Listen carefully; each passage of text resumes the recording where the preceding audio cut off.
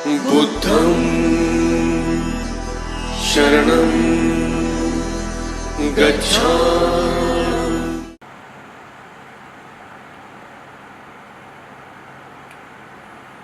जय भीम, जय भारत, जय संविधान। मैं गौतम रत्ना अम्बेडकर नेशन चैनल से, और आज हमारे स्टूडियो में राखी रावण जी, जो बहुजन और सोशल मूल निवासी एक्टिविस्ट हैं और दबे कुचले और महिलाओं के लिए आवाज़ उठाती हैं, और उधर डॉक्टर हैं सहरा बौद्ध जी। आपका बहुत बहुत स्वागत है हमारे स्टूडियो में, हमारे चैनल पर।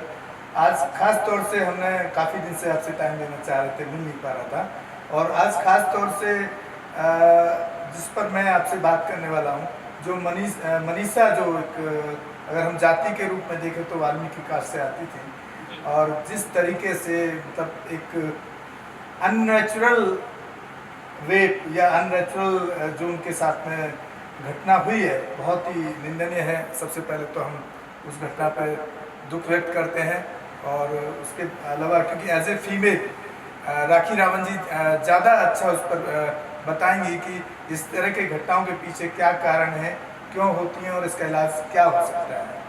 तो राखी रावण जी, आप हमारे बहुजन समाज के लोगों को आप एक अच्छे से तरीके से, जिस तरह से आप बहुत अच्छा बोलती हैं और बताती हैं लोगों को। धन्यवाद। सबसे पहले तो सभी को नमो बुद्धाय, जय भीम, जय संविधान। आज जो हमारे समाज की, हमारी बेटी के साथ ये घटना घटी है, ये बहुत ही शर्मसार है। आखिर अभी गौतम रत्ना जी ने मुझसे पूछा कि आखिर इसका कारण क्या है कि हमारे समाज के बीच ऐसी घटनाएं अक्सर घटती रहती हैं। आखिर हमारा समाज ही क्यों चुना जाता है?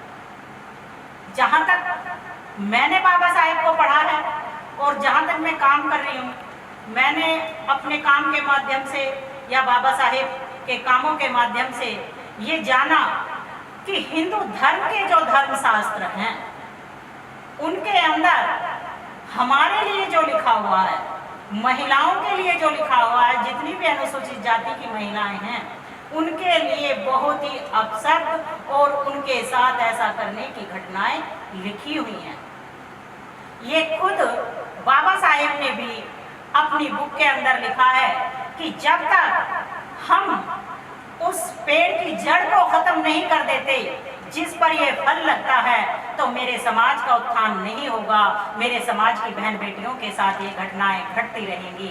आप एक बुक उठाकर देखना, मैं अम्बेडकर नेशन चैनल के माध्यम से ये इस बुक का नाम बताती हूँ, आर्य नीति का भंडाफोड़। आप उस बुक को उठाकर पढ़ना तो उसके अंदर आपको पता चल जाएगा कि उसमें क्या लिखा है कि एक चमारिन का रेप करोगे तो तुम्हें स्वर्ग की प्राप्ति होगी, और अगर एक वाल्मीकि लड़की का रेप करोगे तो तुम्हें चारों धाम की यात्रा करने का सुख प्राप्त होगा। तो जब इनके हिंदू धर्म शास्त्रों में ऐसी ऐसी बात लिखी है, तो इन्हें चलाने वाले कौन हैं? इनके धर्म के ठेकेदार शायद इन्हें ये बात बताते होंगे कि हमारे धर्म शास्त्रों में ये लिखा है तो हमें उसे लागू करना है। दूसरी तरफ बाबा साहेब ने अपनी पुरजोर ताकत लगा दी हम महिलाओं को सम्मान दिलाने की, और शायद बाबा साहेब ने बहुत ही सोच समझ के अपनी मेहनत के बल पर, अपनी बुद्धिमत्ता के बल पर हमें इस देश के सर्वोच्च स्थान पर बैठाया। लेकिन आखिर फिर भी घटनाएं क्यों घटती जा रही हैं? इसका मेन कारण ये है कि जब बाबा साहेब ने 1956 में नागपुर की दीक्षा भूमि में बौद्ध धर्म में बाबा साहेब दीक्षित हुए, तो उन्होंने वहाँ कहा कि मैं हिंदू धर्म के नर्क से निकलकर एक सम्मान पूर्वक जिंदगी जीने जा रहा हूँ। मैं अपनी माताओं बहनों को भी वही जिंदगी देने जा रहा हूँ। और बाबा साहेब की बात मानकर बहुत सारे लोग बुद्धिस्ट बने, लेकिन अफसोस आज वो बुद्धिस्ट कहाँ चले गए। उन्होंने बाबा साहेब की बात को नहीं माना और धीरे धीरे वो बुद्धिस्ट हिंदू धर्म में लीन हो गए। और आज जो हमारे ऊपर जुल्म अत्याचार होते हैं, मुझे ये कहते हुए बड़ी शर्म आती है कि आज हमारे समाज की महिलाएं बाबा साहेब से बहुत दूर हो गई।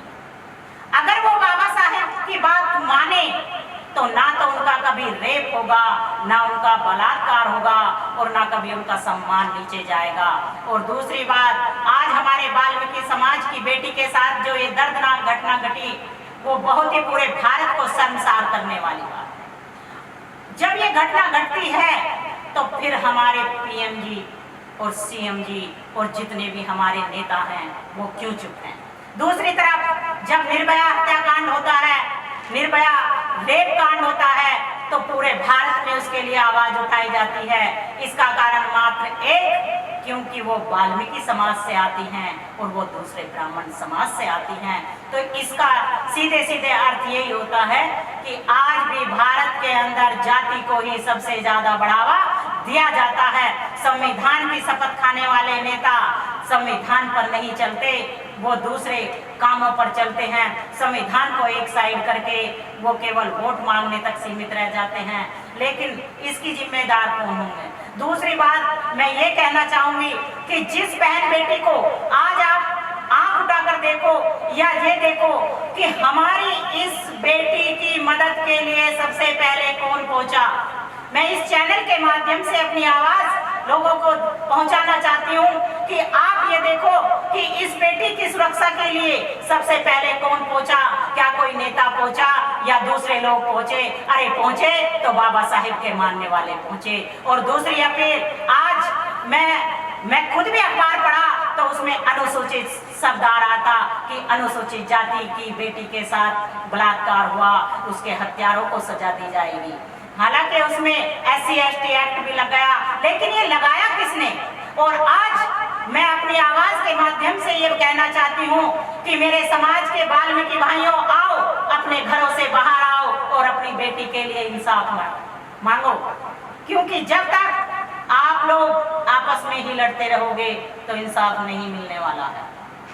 दूसरा, अगर उस अखबार में ये न्यूज आ जाती है कि ये वाल्मीकि समाज की बेटी है, तो गांव-गांव में ये शायद पता चल जाता कि ये वाल्मीकि जाति से है, लेकिन उसमें अनुसूचित जाति से शब्द लिखा है। इसलिए हमारे बहुत सारे भाई बहन ये ही नहीं जानते कि भाई ये वाल्मीकि समाज से है या ये जाटव समाज से है या किसी दूसरे समाज से है। और इसलिए जो आपस में ही लड़ने का काम कर रहे हैं, जो बाबा साहेब को नहीं मानते, वो शायद मदद के लिए भी नहीं आ रहे हैं। लेकिन ये आपस में लड़ने का समय नहीं है, ये इस सरकार को दिखाने का टाइम है, ये इस भारत में एकजुटता करने का टाइम है कि कब तक अपनी बहन बेटियों की इज्जत को आप लोग ऐसे ही तार तार करते रहोगे। कभी कहीं हत्याकांड होता है, कहीं कहीं रेप हो जाता है, और दूसरा जब बाबा साहेब के विचारों की बात आती है तो कहीं कानपुर में हमारे समाज के लोगों के घर जला दिए जाते हैं ताकि ये कोई क्रांति ना कर पाए। बाबा साहेब की क्रांति को अब कोई रोक नहीं सकता। बाबा साहेब की क्रांति ये नीली क्रांति है। और दूसरी बात, आज जो हमारी ये बहन इस बेटी इस दुनिया को छोड़कर चली गई है, उस पर क्या बीती, जरा अपनी बेटी के ऊपर डालकर ये बात देखो। अरे उन्होंने जीभ काट दी कि ताकि ये किसी को बता ना सके, उसकी हड्डियां तोड़ दी ताकि ये चल ना सके, उसके सारे अंग भंग इस तरीके से इन्होंने, वैसे दरिंदों ने ऐसा काम किया है कि ये पूरे भारत को शर्मसार करती है और दिल दहला देने वाली ये घटना है। तो इसलिए हमारी किसी दूसरी बेटी के साथ ऐसी घटना ना घटे तो एक होना चाहिए और बाबा साहेब के बताए रास्ते पर हमें बौद्ध धर्म के शरण लेनी चाहिए, क्योंकि जब तक हम बौद्ध धर्म के झंडे के नीचे नहीं आएंगे, हम बाबा साहेब की बात नहीं मानेंगे। तो आज हाथरस में एक कांड हुआ है, कल कहीं दूसरे शहर में होगा, फिर कहीं दूसरे तीसरे गांव में होगा, तो ये घटनाएं घटती चली जाएंगी। इसलिए हमारे महापुरुषों के बलिदान को व्यर्थ मत जाने दो। सबसे पहले तो मनीषा को इंसाफ मिलना चाहिए, और मनीषा का इंसाफ है कि भारत में रहने वाली जितनी भी महिलाएं हैं जो बुद्धिस्ट हैं, हमारा इतिहास बताता है कि हम बौद्ध थे, बाबा साहेब ने ये हमारा इतिहास बताया। तो भारत में रहने वाली जितनी भी अनुसूचित जाति में जातियां आती हैं, उन सभी की महिलाओं का ये सम्मान है। तो सभी महिलाओं से मेरी ये अपील है कि मनीषा को लेकर अपने सम्मान की रक्षा करो और अपने आने वाली बेटियों की रक्षा करो और भगवान बुद्ध की शरण में आओ। और जैसा कि निर्भया केस में हुआ था कि इन दरिंदों को फांसी दी जाए, तो इसमें भी ऐसा ही होना चाहिए कि इन दरिंदों को तुरंत फांसी हो। इससे पहले हम चैन से नहीं बैठेंगे। साथियों, अभी आपने राखी रावण जी को सुना आपने। तो इसके साथ ही मैं डॉक्टर सेहरा बौद्ध हैं और रिसर्च में उन्होंने PhD किया है डॉक्टरी में, तो उनसे भी ज़रूर मैं जानना चाहूँगा मनीषा वाले मुद्दे पर कि वो अपनी एक राय रखें कि किस तरह से हमारे समाज की बहन बेटियों को न्याय दिलाया जा सकता है। सभी को नमो बुद्धाय, जय भीम, जय संविधान। ये बड़ी दुखद घटना है जिसमें हमारी बेटी के साथ इस तरह का रेप हुआ और इस तरह उसको जघन्य हत्या कर दी गई। और ये सब इसीलिए हो रहा है, जैसे अभी राखी राम ने भी ये बात कही कि जो हिंदू धर्म है, हिंदू धर्म में हम लोगों को अछूत बनाया गया और अछूत बना के हमारे ऊपर बहुत सारे रेस्ट्रिक्शंस रखे गए और ये मनोविधान यानी मनुस्मृति के अंदर सब चीज़ें दी हुई हैं। हर समाज के हर अंग के लिए अलग अलग नियम बनाए गए, लेकिन जो अछूतों के लिए नियम बनाए गए वो जानवरों से भी बदतर उनकी जिंदगी बनाई गई। और यही कारण हुआ कि हमारी बहू बेटी के साथ रेप होते हैं, हमारे लोगों को मारा जाता है, हमारे लोगों को होटल में दाखिला देना बंद होता है। हमारे लोगों के राजस्थान में आज भी जो छोटे छोटे होटल सड़कों के किनारे हैं, उनके फूटे हुए कप वहाँ रखे हुए हैं, उन्हीं में वो पीते हैं, उन्हीं को साफ करके वहाँ रखते हैं। तो हर तरह से हम लोगों को बेइज्जत करना ये हिंदू धर्म में लिखा हुआ है। और जब हिंदू धर्म के मानने वाले लोग हैं और उसमें जो शीर्ष के 3 जो क्या नाम है वर्ण हैं, वो डेफिनेटली हमारे बेटियों के साथ बलात्कार करना अपना आनंद ही नहीं समझते, बल्कि एक धर्म का हिस्सा समझते हैं। तो बाबा साहब का जो संविधान है, यदि ये पूरी तरह से लागू होता है तो कोई भी यहाँ ना जाति होगा ना वर्ण होगा और सब एक जैसे होंगे। तो सबसे पहला काम तो यही है कि हम संविधान को बराबरी से लागू करें, पालन उसका बड़ी स्ट्रांगली पालन करें और उसकी जितनी भी धाराएं हैं उनके ना मानने वालों के लिए एक देशद्रोही एक तरह से होना चाहिए, देशद्रोही। और जो ऐसी जघन्य घटनाओं में हिस्सा लेते हैं उन लोगों को तो जरूर फांसी होनी चाहिए, ताकि आने वाली पीढ़ी को सबक मिले और हमारे लोगों को न्याय मिले। बहुत बहुत धन्यवाद, थैंक यू। साथियों, आप सुन रहे थे अभी डॉक्टर सेहरा बौद्ध जी, जो बहुजन एक्टिविस्ट हैं और बाबा साहब के मिशन को आगे बढ़ाने के लिए भी काम कर रहे हैं। तो राखी जी ने और उन्होंने अपने तरीके से बताया कि किस तरह से इन चीज़ों से, इस तरह की जो घटनाएं होती हैं उनसे निजात मिल सकती है, उनसे छुटकारा मिल सकता है। तो इसी के साथ हम विदा लेते हैं और दूसरे एपिसोड में दूसरे मुद्दों पर राखी जी से दोबारा बात करेंगे, और क्योंकि वो बहुत अच्छे लेवल पे समाज को जागरूक करने का काम कर रहे हैं। तो इसी के साथ विदा लेते हैं। जय भीम, जय भारत, अम्बेडकर नेशन से गौतम।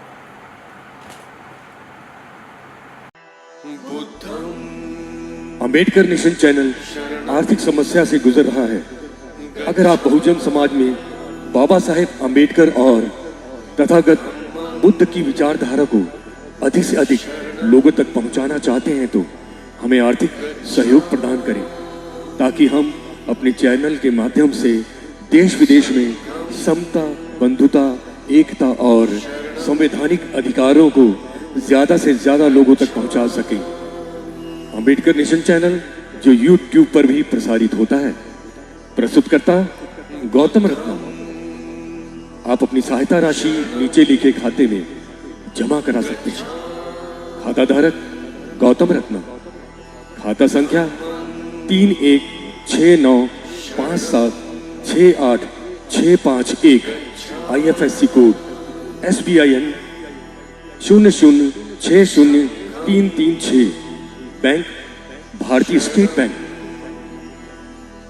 आप हमारे बैंक खाते का विवरण स्क्रीन पर भी देख सकते हैं।